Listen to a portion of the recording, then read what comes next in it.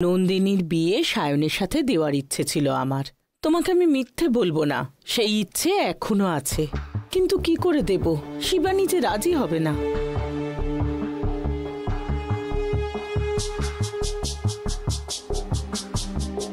ওই যে ভৈরব এসেছিল আমাদের বাড়িতে, ওই যে শিবানীর দাদা, এই সম্পত্তি ওর নামে করতে চেয়েছিল। সেই জন্য নন্দিনীর সাথে ওর বিয়ে দেব ভেবেছিলাম, কিন্তু দেখো কিছুদিনের মধ্যে সেও ভিখারি হয়ে গেল। ওর টাকা পয়সার অভাব থাকতে পারে, ও নেশাখোর মাতাল হতে পারে, কিন্তু ওরও নাকি আবার একটা প্রেমিকা আছে, সেটা আমাকে মামা বলেছে। তাই? হ্যাঁ রে মা, ওকে দীঘা থেকে খুঁজতে খুঁজতে আদির বাড়িতে চলে এসেছিল। আমাদের দেখেও ভয় পেয়ে গিয়েছিল, আর ও এটাও বলেছিল, এই তুই ওদের সঙ্গে থাকিস না, তুই আমার সঙ্গে বাড়ি ফিরে চল বলে জেদ করছিল। তারপর ভৈরব ওকে বলল যে আমি বাড়ি যেতে পারবো না, তুই চলে যা।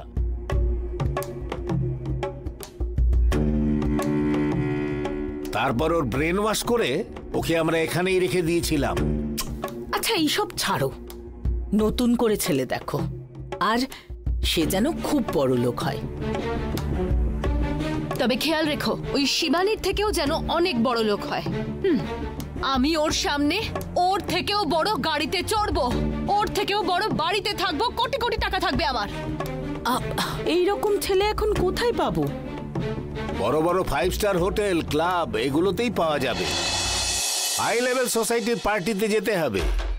মামা, আমি ক্লাবগুলোতে গিয়ে পার্টি করতে চাই না, কোনো মন্দিরে বা কোনো ধার্মিক জায়গায় যেতে চাই, কারণ বড় বড় লোকেরা মন্দিরেই বেশি আসে। তাই ওর থেকেও বড় লোক আমাদের খুঁজে বের করতে হবে। তোমরা দুজনই শিবানীর নাম করে সব জায়গায় একটা ভালো ছেলে খোঁজো, কিন্তু ওই ছেলের ব্যাপারে শিবানী যেন না জানতে পারে, ঠিক আছে? তাহলে ভালো ভালো ড্রেস পরে বড় লোক ছেলেদের খোঁজ করা শুরু করে দিই। আমি খুব ভালো ভালোই ড্রেস পরি, তুমি দয়া করে একটু ভদ্রভাবে ড্রেস করে আমার সঙ্গে চলো। তোমাকে দেখে সবাই উল্টে আমাকেই ভুল বুঝবে। তোর মাকে 50,000 টাকা দিতে বল, আমি একেবারে রাজার মতন সেজে আসবো। মামা, আমরা তোমার জন্য মেয়ে দেখতে যাচ্ছি না, আমার জন্য ছেলে দেখতে যাচ্ছি, তাই অভিভাবকদের মতন সিরিয়াস থাকো। ঠিক আছে চল, আরে চল না। আরে হে ভগবান, দেখো যেন আমার মেয়ের খুব বড় লোক বাড়িতে বিয়ে হয়। আমি তোমাকে 101টা নারকেল দিয়ে পুজো দেব।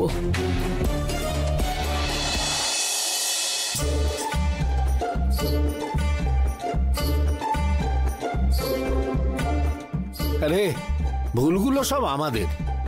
ঠিক সময়ে যদি বিয়েটা হতো তাহলে এইসব দেখতে হতো না। মামা, বুঝলি মা, তোর মতো বয়স এক সময় আমারও ছিল। ঠিক আছে, তুই কেমন ছেলেকে বিয়ে করতে চাস সেটা বল। মামা, যে আমাকে বিয়ে করবে তাকে না খুব সুন্দর হতে হবে, তার সাথে লয়াল হতে হবে, হ্যাঁ জিম করা বডি থাকতে হবে, কিন্তু মনটা তুলোর মতো সফট হতে হবে, শিক্ষিত হতে হবে, তবে একটু অহংকার থাকা চলবে না, অনেক বেশি পয়সাওয়ালা হতে হবে, অনেক অনেক টাকা রোজগার করতে হবে, আর আমার সাথে একটু সময়ও কাটাতে হবে, রাগ করা চলবে না, আর ভুল যদি আমারও হয় তাও সরিটা কিন্তু ওকেই বলতে হবে। ও এই রকম ধরনের ছেলে বিয়ে করতে হলে তোর 11 জনকে বিয়ে করতে হবে। আমি গুনলাম 11। দেখতে থাকো, এরকম ছেলে আমি ঠিক পাবো, আমি জানি।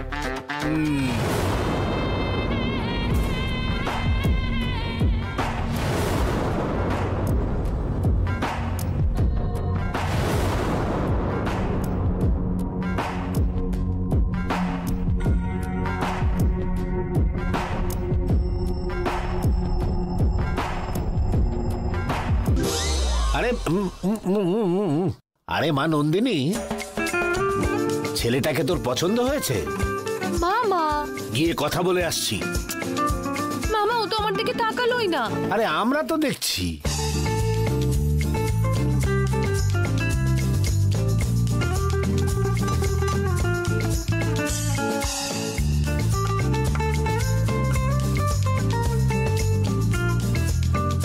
হ্যালো, আপনার বাড়ির সামনে দাঁড়িয়ে আছে, তাড়াতাড়ি আসুন। ওকে। ওর বাইক আর অ্যাটিটিউড দেখে মনে হচ্ছে ও কোনো কোটিপতি ঘরের ছেলে হবে। নমস্কার। নমস্কার। এতে 6 লাখ টাকা আছে। ও বড় পরিবারের ছেলে মনে হচ্ছে। আমার মনে হচ্ছে টাকাগুলো নিয়ে সুদে খাটায়। ইন্টারেস্ট সময় মতো দিতে হবে। বাকি 6 লাখ টাকা সোমবার দেবে, ঠিক আছে? ঠিক আছে দাদা। আমি জিজ্ঞেস করে আসছি। এই মামা, কোনো দরকার নেই। ছেলেদের উচিত মেয়েদের পেছন পেছন ঘোরা। তুমি কি এখন ওর পেছন পেছন ঘুরবে নাকি? তাহলে ওর অহংকার তো আরো অনেক বেড়ে যাবে। শোনো মামা, ও যদি আমার কপালে থাকে তাহলে আমি ওকে ঠিক পাবো।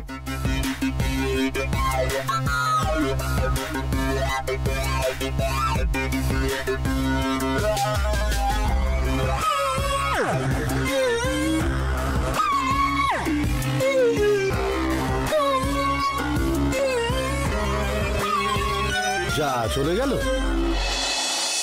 দেখো, 2 বছর ধরে এই কথাগুলো শুনতে শুনতে আমি ক্লান্ত হয়ে গেছি।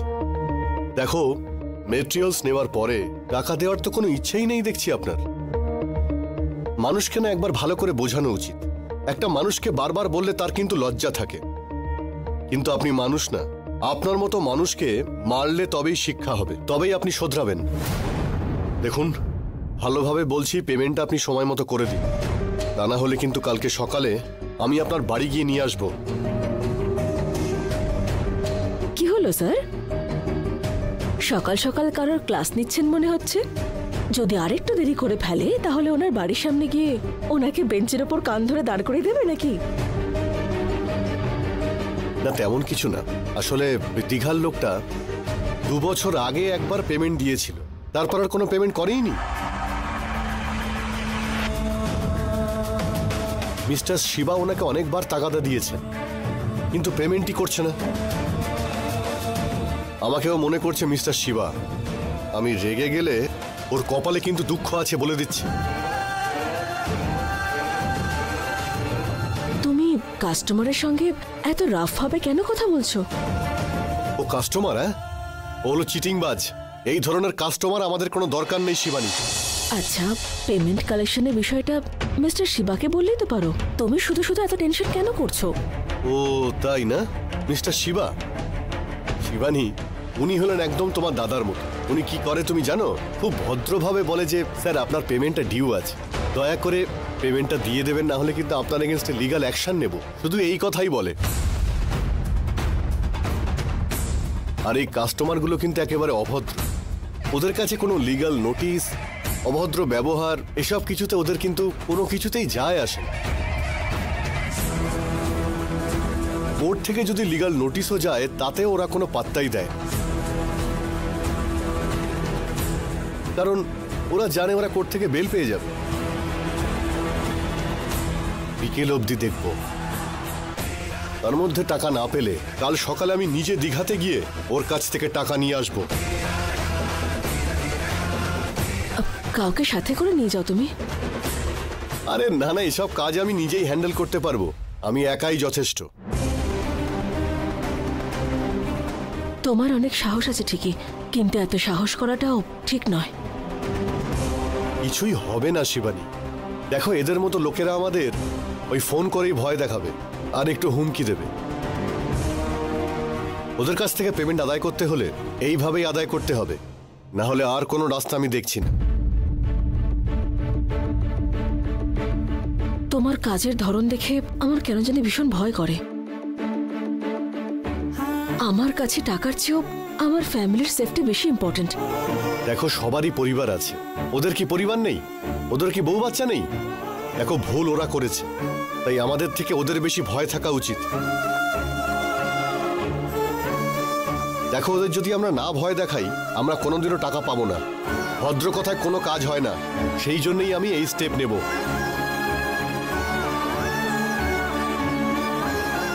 দেখো, যাদের প্রয়োজন আছে তাদের আমরা দান করব, সে ঠিক আছে, কিন্তু এই ধরনের লোকেদের ক্ষমা করব না। দেখো, তুমি একদমই চিন্তা করো না, আমি খুব সাবধানেই কাজটা করব।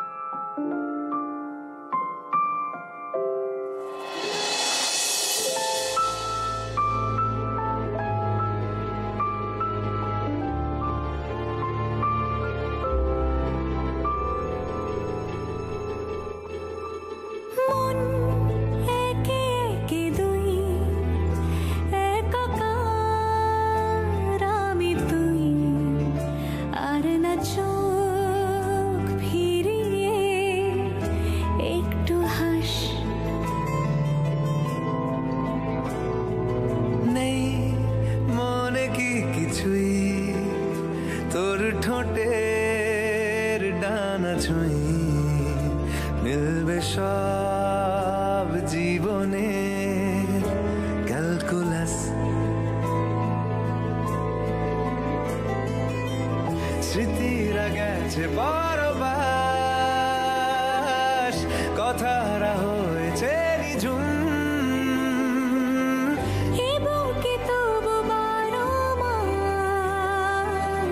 ভালোবাসারি মরশুম, ভালোবাসারি মরশুম। ডাক নামে ডেকে যাই, সেই আগের তোকে চাই, সেই যে সেই তাকালে সর্বনাশ।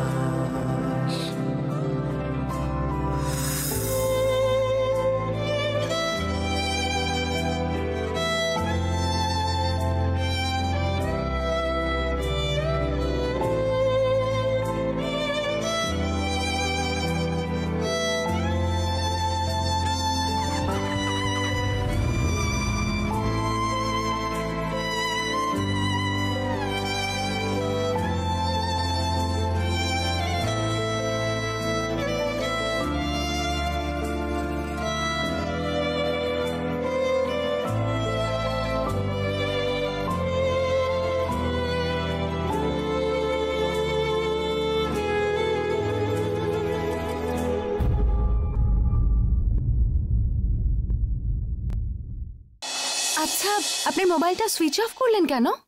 এইটা আমার পার্সোনাল নাম্বার, শুধু তোমার সাথেই কথা বলতে চাই। আর মাঝে মাঝে বিজনেসের জন্য কল আসে। তোমার এতে কোনো অসুবিধা নেই তো? 1 মিনিট আমাকে শান্তি দেয় না জানো, সব দিক দিয়ে কল আসতেই থাকে। তাই বুঝি? আপনি কি বিজনেস করেন? আরে নায়ক নেই এরকম কোনো সিনেমাই নেই, আর আমি বিজনেস না করলে বিজনেসই হবে না। আইসক্রিম, জাঙ্ক ফুড সব আমি চালাই। ওটা খেয়ে অসুস্থ হলে সেটা ট্রিটমেন্ট করার জন্য হসপিটাল তো আছেই। সিগারেটও বিক্রি করি, এর জন্য ক্যান্সার ট্রিটমেন্ট সেন্টারও আছে। সবজিও এক্সপোর্ট করি, চিকেন মটনও আমি এক্সপোর্ট করি। পেট খেলার জন্য ক্লাবও আমি চালাই, আর ওখানে টাকা হারলে তখন সুদেও টাকা খাটাই। চাকুও বিক্রি করি, কেটে গেলে সেলাই করার জন্য সুতোও আমি বিক্রি করি। আচ্ছা, বিজনেস ওয়ার্ল্ডে আপনার আইকন কে? বিল গেটস এর মতো হতে চাই। আর ওনার পকেট থেকে 1000 টাকা পড়লে উনি সেটা কোনোদিনও তোলেন না। কেন? আরে সেটা তুলতে গেলে 1 সেকেন্ড সময় লাগবে যে, আর ওই 1 সেকেন্ডে উনি 10,000 টাকা কামিয়ে নেয়। এই জন্যই আমার পকেট থেকে 1 টাকা পড়ে গেলে আমি সেটা কখনোই তুলি না। কেন? কারণ আমি ওই 1 সেকেন্ডে 2 টাকা কামিয়ে নিই। 1 সেকেন্ডে 2 টাকা মানে মিনিটে 120 টাকা হলো, মানে 1 ঘন্টায় 7,200 টাকা। সেইভাবে দেখতে গেলে সারা দিনে 17,02,000 টাকা, মানে মাসে হিসেব করতে গেলে ওরে বাবা রে বাবা, মাথা ঘুরে যাচ্ছে আমার। আরে তুমি কি চিন্তা করছো সোনা? কিছু না, আপনার বিজনেস কত বড় সেটাই ভাবছিলাম। সামনের মাস থেকে আমি ওই 1 সেকেন্ডে 10,000 টাকা কামাবো। খুব তাড়াতাড়ি একটা বড় অ্যামাউন্ট পাওয়ার আছে, ওইটা ইনভেস্ট করে দিলেই আমার লেভেলটাই বেড়ে যাবে। 1 সেকেন্ডে 10,000 মানে 60 সেকেন্ডে কত হলো? ওরে বাবা, তার মানে সারাদিনে কত টাকা! নন্দিনী, একে ছাড়বি না, একদম ছাড়বি না। আচ্ছা, এত সহজে আপনি টাকা রোজগার করার কথা বলছেন, সেটা সম্ভব কি করে? দেখো সোনা, 1 টাকাকে 2 টাকা বানানো অনেক কষ্টের, কিন্তু 1 কোটি টাকাকে 2 কোটি টাকা বানাতে বেশি সময় লাগে না। 10-15 কোটি থাকলে মানুষ রাজার মতন জীবন কাটাতে পারে। কিন্তু অত টাকা কামানোর পরে টাকা কামানোটা জাস্ট টাইম পাস হয়ে যায়, অভ্যেস হয়ে যায়, হবিও হয়ে যায়। এই জন্য লোকেরা কত হাজার কোটি টাকা রোজগার করলেও আরো টাকা চাই বলে কাজ করে। একবার টাকার নেশায় পড়ে গেলে ওরা কিন্তু বাড়িতে চুপ করে বসে না। আমাকে দেখো আমি কিরকম বোকা, তোমাকে ডেকেছি তোমার সাথে প্রেম করব বলে, আর এদিকে আমি তোমাকে টাকার কথা বলে যাচ্ছি। ঠিক আছে ওইসব ছাড়ো। আচ্ছা এখন তুমি আর আমি কোথায় যাই বলো তো? পার্কে যাবে, সিনেমায় যাবে, শপিং এ যাবে, নাকি লং ড্রাইভে যাবে? শপিং করতে চলো। ওকে ডান, কাম। হ্যাঁ। এই নন্দিনী, শুধু স্বপ্ন দেখলে হবে, সংসারটাও তো করতে হবে। 2টো বাচ্চার জন্ম দিয়ে একটা আমাকে আর একটা তোমার মাকে দিয়ে চলে যাবে। আরে ভীষণ গরম লাগছে, চল গিয়ে ডাব খেয়ে আসি।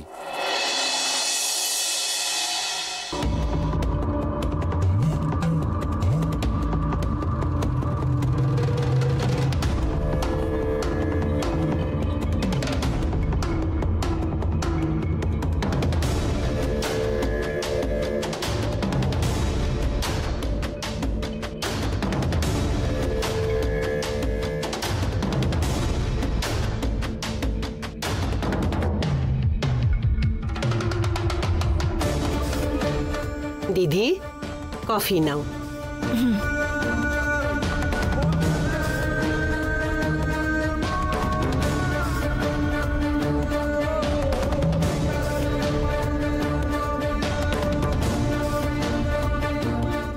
দিদি তুমি কেন এত চিন্তা করছো? দাদাবাবু কোথায়? ও দীঘায় গেছে কমলা মা। হ্যাঁ, তুমি তো কিছুদিন আগে দীঘা থেকে ঘুরে এলে, উনি আবার কেন গেছে? একজন ক্লায়েন্ট কোম্পানিকে টাকা দেয়নি নাকি, ম্যাটেরিয়াল সব নিয়েছে, কিন্তু কোম্পানি অ্যাকাউন্টে টাকা এখনো ক্রেডিট হয়নি নাকি। ওই ক্লায়েন্ট নাকি একটা বড় গুন্ডা, 18 কোটি টাকা বাকি আছে বলে টাকা আদায় করতে গেছে। অন্যদের চিট করা, ফ্রড করা, এটাই ওনার কাজ নাকি। 2-3টে মার্ডার কেসও আছে নাকি ওর নামে। না, ওর সাথে ফোনে অশোক চিৎকার করে কথা বলছিল। আমি বললাম থানায় কমপ্লেন্ট করে তারপরে টাকা আদায় করবে বলে, কিন্তু আমার কথা শুনলই না। আমি নিজে আদায় করব বলে আমার সঙ্গে ঝগড়া করে চলে গেল সোজা দীঘায়। তা বলে যে টাকাটা পাওনা আছে সেটা ছেড়ে দেওয়া উচিত নাকি? তাই বলে মারপিট করাও সম্ভব কি কমলা মা? আমার দাদা থাকলে এটা সফট ভাবে হ্যান্ডেল করে টাকা আদায় করে নিত। এই না অনেক জেদ, কিছু না ভেবে তেড়ে চলে যায়। দিদি দাদাবাবু আসার আগে আমাদের কোম্পানির কত টাকা পাওনা ছিল? 250 কোটি পাওনা ছিল কমলা মা। তারপরে অশোক আসার পরে 200 কোটি নিজে আদায় করেছে, আর এখনো 50 কোটি পাওনা আছে। এইবার দেখো আমাদের দাদাবাবু আর তোমার দাদার মধ্যে কতটা তফাৎ। তুমি কি বলছো কমলা মা? দিদি আমরা অন্যের টাকার উপরে লোভ করছি না, কিন্তু আমাদের টাকা কি ওনার উপরে ছেড়ে দেওয়া উচিত? আমরা এইভাবে ছেড়ে দিলে কোম্পানির লস হবে তো। একজনের জন্যে আমাদের কোম্পানিতে যারা কাজ করছে তাদের কি ক্ষতি করা উচিত? ওদের বোনাস দিতে পারবো, মাইনে দিতে পারবো? তুমি বলো। তাই বলে সবকিছু ঝুট ঝামেলা করে হ্যান্ডেল করা সম্ভব নয় কমলা মা। দেখো লাস্ট টাইম কোনো একজন ইউনিয়ন লিডার স্ট্রাইক করেছিল বলে অশোক ওর সাথে গিয়ে ঝগড়া করলো। ওটা হওয়ার পরেও কি হলো? ছেলেদের পাঠিয়ে অশোকের ওপর অ্যাটাক করালো। তার জন্য আমার পেটে চোট লাগলো। তখন ওমা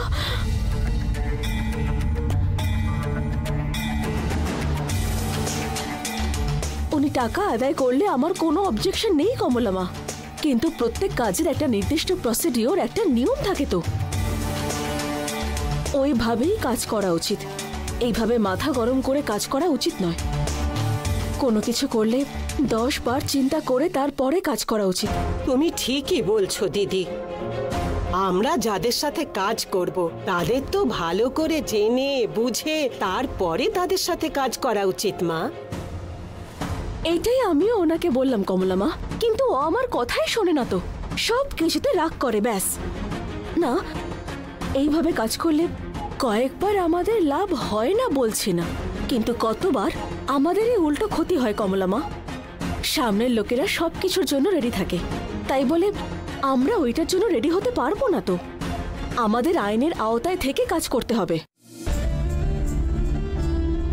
দিদি, একবার শিবা স্যারের সাথে কথা বলো, উনি এটা ঠান্ডা মাথায় চিন্তা করে দেখবেন। তুমি ঠিকই বলেছো কমলা মা, আমি মিস্টার শিবার সঙ্গে কথা বলছি।